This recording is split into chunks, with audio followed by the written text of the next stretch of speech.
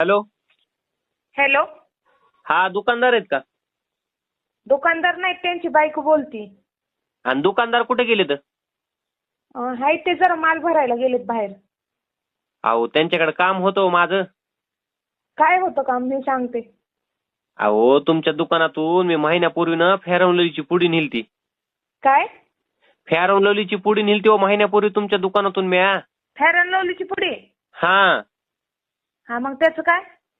अहो तुम्ही तर म्हणला तर फेअर अँड लवली लावल्यानं गोर होतं. मी तर आणखीन गोराच झालो नाही, काळाच राहिलोय हो. काळा राहिलाय गोरा झाला नाही, मग आमचा काय दोष आहे? आम्ही विकायला ठेवलेली आहे ती. मग इकायला तुम्ही गोर होण्यामुळे ठुले असेल ना. गोरं व्हायला पण ते मग आता ते फेअर अँड लवली वरती आता हाय ते ब्रँड कंपनीचा गोरं होते म्हणून आम्ही विकायला ठेवले.